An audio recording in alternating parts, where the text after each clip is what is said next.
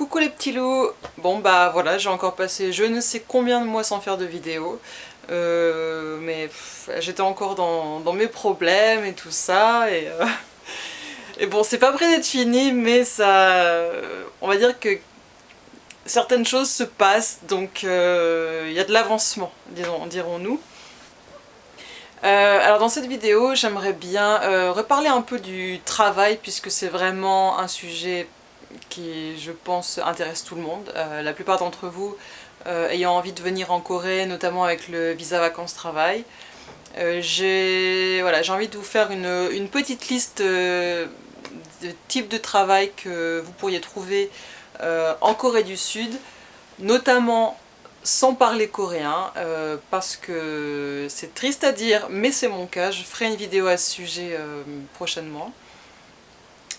Donc voilà, je vais vous parler des petits jobs que j'ai moi-même expérimentés ou que des amis, des postes que des amis occupent actuellement. Ça vous donnera une petite idée, ainsi que des salaires. Alors, pour commencer, j'en avais déjà parlé dans une précédente vidéo, donc le premier travail est le plus facile à trouver. On part du principe que vous avez un visa vacances-travail, hein. Je n'encourage pas le travail illégal, pas du tout. Donc le premier travail, ça va être celui de serveuse. Sachant que avec un visa vacances-travail et même avec d'autres visas de travail, bon, je ne confirme pas à 100%, mais j'avais contacté l'immigration qui m'avait dit que normalement, il est illégal de travailler dans les bars de nuit. Même avec un visa de travail, un visa vacances-travail par exemple. Donc voilà, il faut juste faire un peu attention à ça. Donc là, on va plutôt parler du travail de serveuse dans un restaurant, donc avec des horaires de jour. Donc ça, c'est le premier travail que vous pouvez trouver. C'est assez facile parce que... pas le travail, hein, je vais essayer de trouver ce genre de travail. On est constamment à la recherche de serveurs, notamment à Itaewon, qui est le quartier des étrangers. Donc il y a beaucoup de restaurants étrangers qui cherchent de la main d'œuvre constamment. Ça peut être en cuisine ou en salle.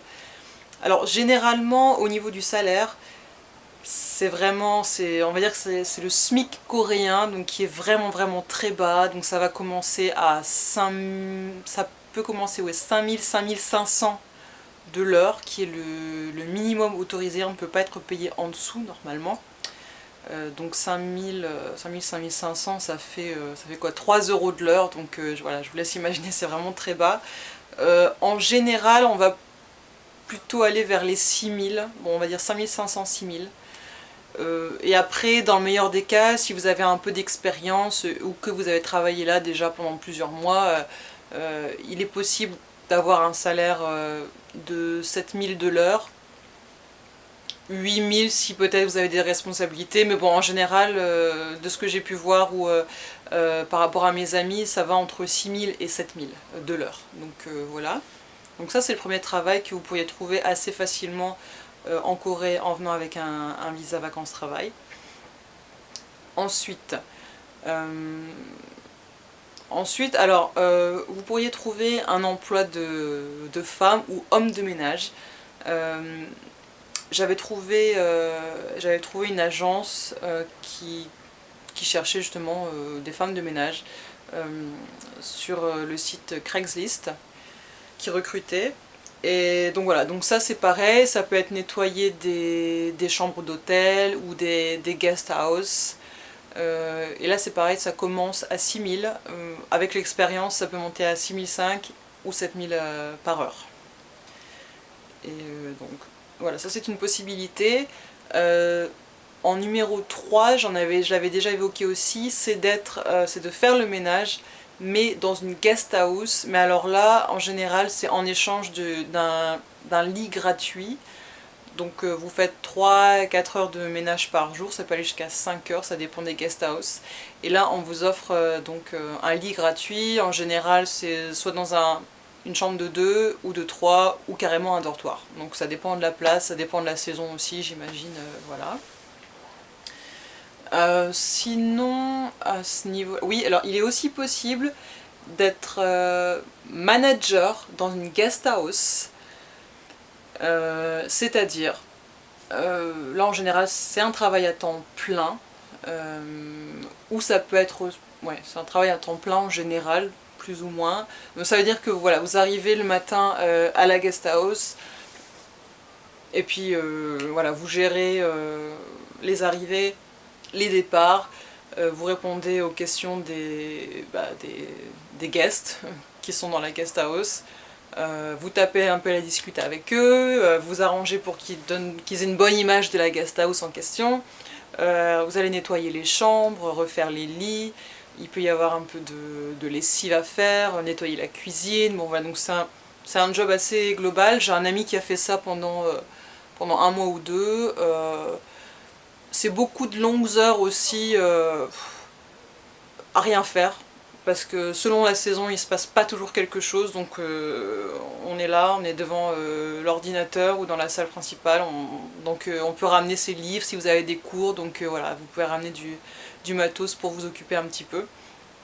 Et ça, donc ça c'est payé, c'est pareil, mon ami était payé 6 000 de l'heure.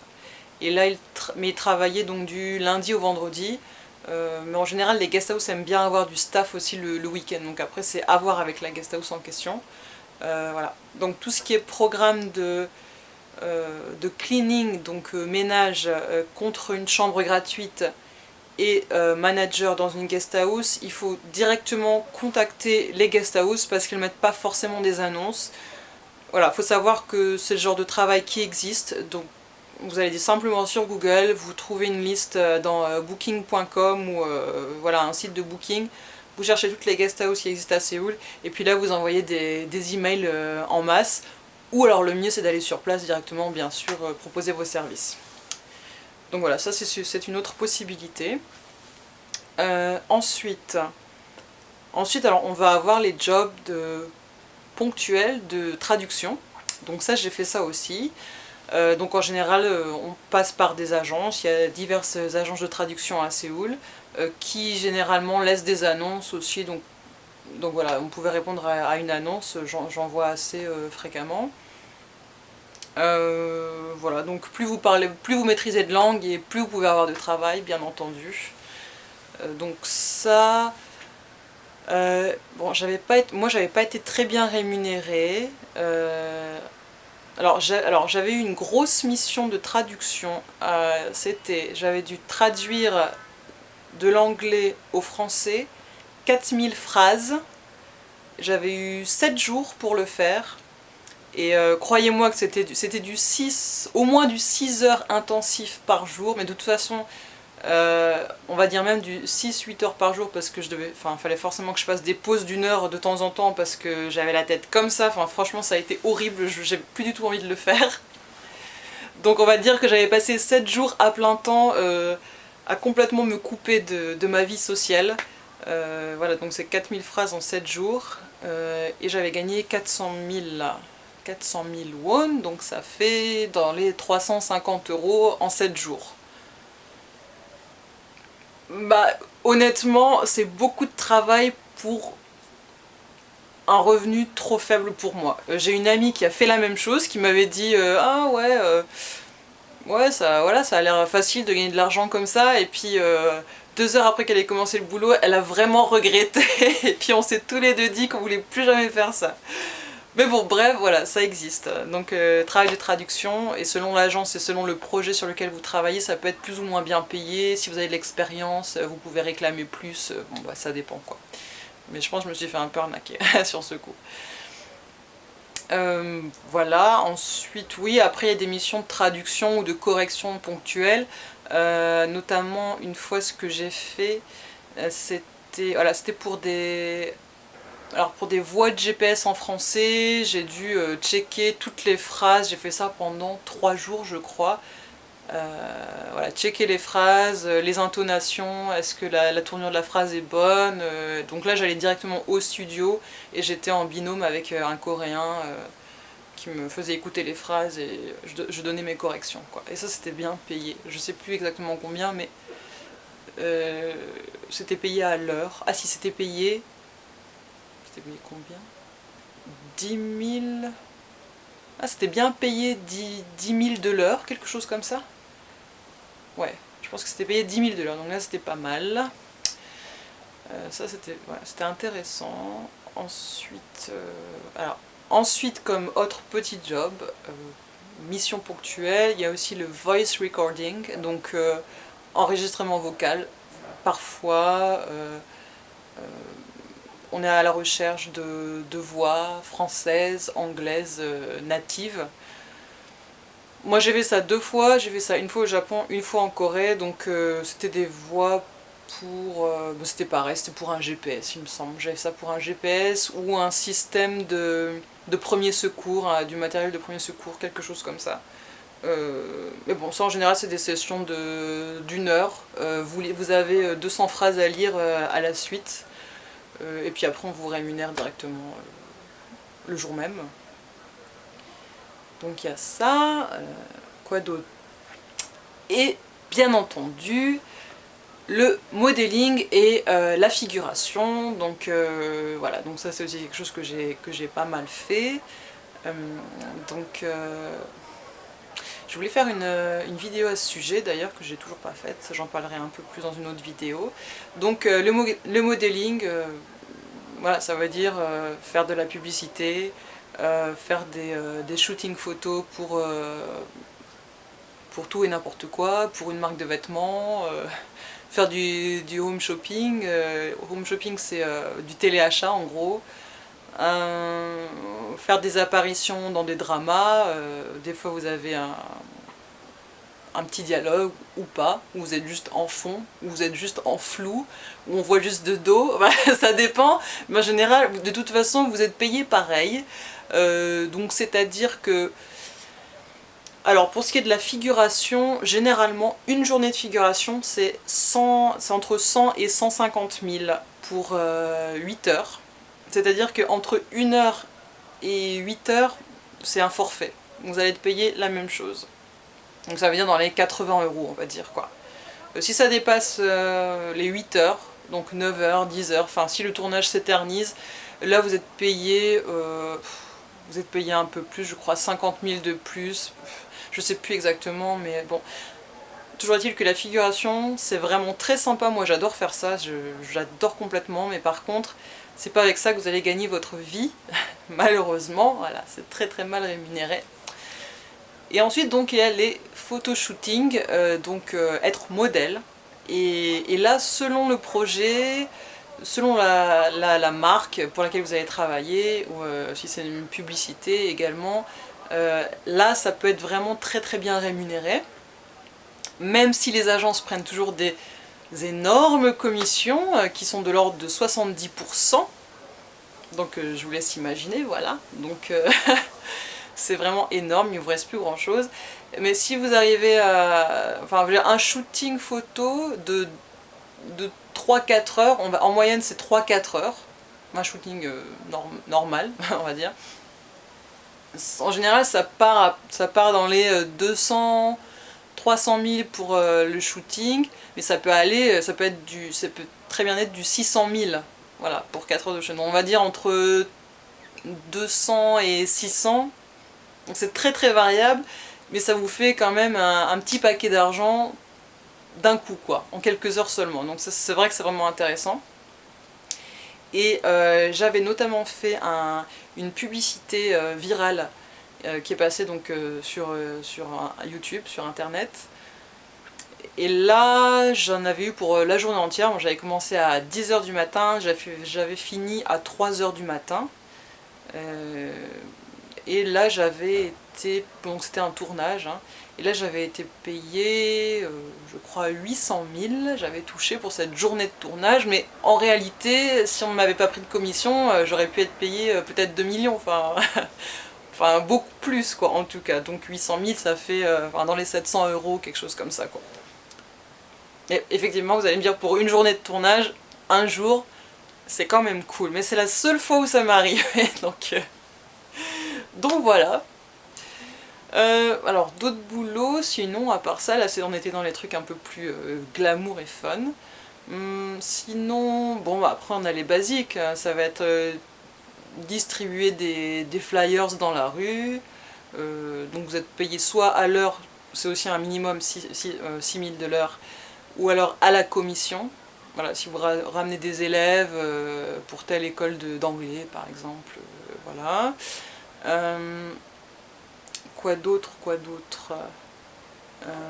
oui, puis bon, après, voilà, c'est les gros basiques, babysitting, dog sitting, voilà, si vous avez du temps pour promener des chiens, ou aller les garder. Et puis bon, voilà, après il y a toujours le tutoring, mais bon, le tutoring, une fois encore, sujet compliqué.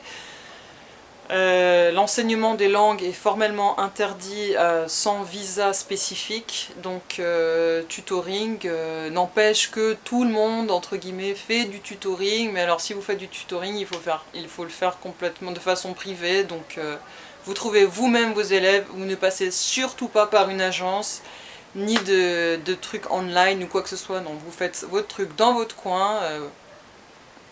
En gros, vous aidez un étudiant qui veut apprendre le français, ben voilà, vous l'aidez à apprendre le français, et puis lui vous donne un peu de cash en échange, mais ça c'est votre entière responsabilité. Il faut rester quand même discret, puisque ce n'est pas une activité formelle que vous pouvez avoir, donc mais bon, vous me direz, le babysitting et dog sitting c'est tout aussi illégal entre guillemets, puisque c'est du travail au noir qui n'est pas déclaré. Donc voilà, whatever. Mis à part ça, babysitting, dog sitting, je ne sais plus combien c'est payé, ça dépend des personnes, des familles. Mais pour le tutoring, c'est entre 20 000 et 40 000 de l'heure. Voilà. Donc après, c'est vous qui décidez combien vous demandez, qu'est-ce qu'il y a dans vos leçons, qu'est-ce que vous proposez, qu'est-ce qui vaut le prix de ce que vous allez proposer. Et voilà, mais personnellement j'ai fait du tutoring avant, et là j'ai plus envie d'en faire parce que j'ai eu des soucis avec ça, donc maintenant j'ai carrément les boules, et puis en plus puis j'ai plus envie de faire ça de toute façon, donc c'est entre vos mains. Enfin voilà, donc ça c'est des petits boulots que vous pouvez faire à temps partiel ou à temps plein, ça dépend, ou des missions ponctuelles, et qui ne demandent pas nécessairement de parler coréen. Alors bien sûr, si vous parlez coréen, vous pouvez faire ces petits boulots là, et plus encore, et peut-être même trouver un travail plus conséquent et mieux payé.